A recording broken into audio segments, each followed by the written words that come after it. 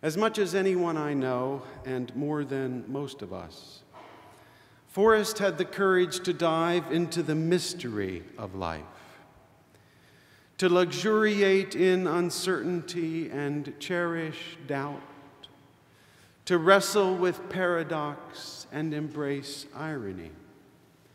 In the pulpit, as in the rest of his life, Forrest held up his failures as readily as he celebrated his successes. He acknowledged his errors as readily as he trumpeted his awards. He dove full in, nothing hidden, and nothing held back. This approach to life made Forrest an inspiring preacher and a reassuring pastor, precisely because we saw him as he saw himself, as fully human. He could laugh at his own foibles, and often did. Time and again, Forrest recited his favorite etymology: human, humane, humanitarian, humor, humility, humus. Dust to dust, he said, the mortar of mortality binds us fast together. Truly we are one. This too we have left. Beyond Forrest's eloquence on the page and in the pulpit, it was his humanity that kept him connected to the people and world around him. In a Friday evening posting on the All Souls tribute page, Forrest's son Frank made this same point in a more personal way. With Frank's permission, I share an excerpt from his profoundly insightful post.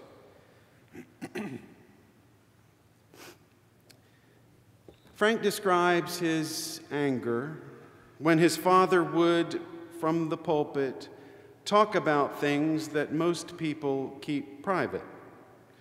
But, Frank goes on to say, when Forrest discussed things in his life that were horrific, his divorce and his alcoholism, for example, these painful experiences, Frank says, were changed and altered in their sharing from awful personal failures to incredible battles of shared humanity and love.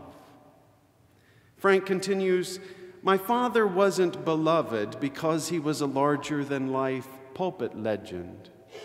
It was because he battled and accepted his failures, successes, and his humanity with such transparency and inclusion that despite the obvious pain, suffering, and trials he endured, he was healed emotionally and spiritually by everyone around him. It's weird, Frank says, because he shared everything.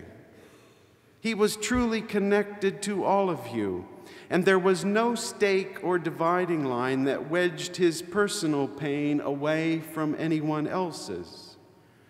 So when a wedding or a funeral or a dedication or a diagnosis occurred, it was as much his as it was yours.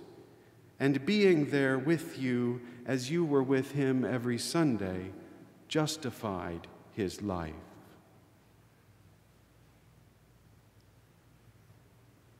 Thank you, Frank.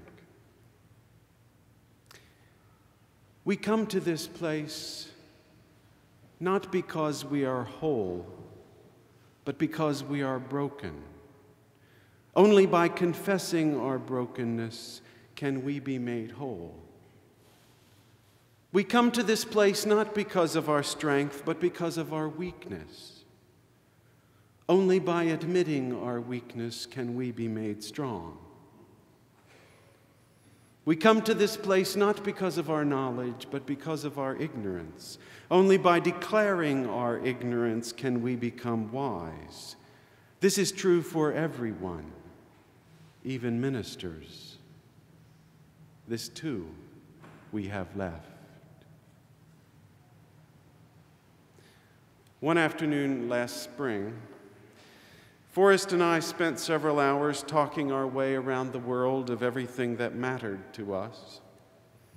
We happened upon the topic of how sermons end. And Forrest explained why he always ends by saying, "Amen, I love you, and may God bless us all." I think people understand what I'm trying to communicate when I say "I love you" from the pulpit, Forrest said. He listed the three kinds of love that are described in the New Testament: romantic love, friendship, and divine love, agape in Greek. People know I'm not saying "I love you" in the romantic sense, Forrest explained, or even in the sense that friends would say "I love you" to each other. He went on to say, in a typically self-deprecating observation, that he thought some people found him rather reserved in person. But when I say "I love you" from the pulpit, he said, something connects. I get connected to the congregation and they get connected to each other. It's almost like, for a moment at least, we are all part of each other, of something larger than ourselves. It's the human form of love divine, as Blake put it. And besides, he added, someone once told me that I'm the only person in her life who ever says, "I love you." She comes to church to hear someone say that she matters. Forrest urged me to continue this tradition as part of my ministry at All Souls. In the aftermath of Forrest's death, this is what we have left. We have the courage he exemplified by diving into life with abandon. We have the humanity he demonstrated in his living, the bravery he showed in his dying, and the wisdom he left in his writings. And one thing more. We have the love he gave to all of us to the very end. This too we have left. And yes,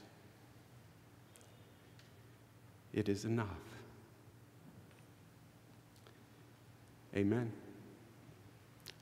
I love you. And may God bless us all.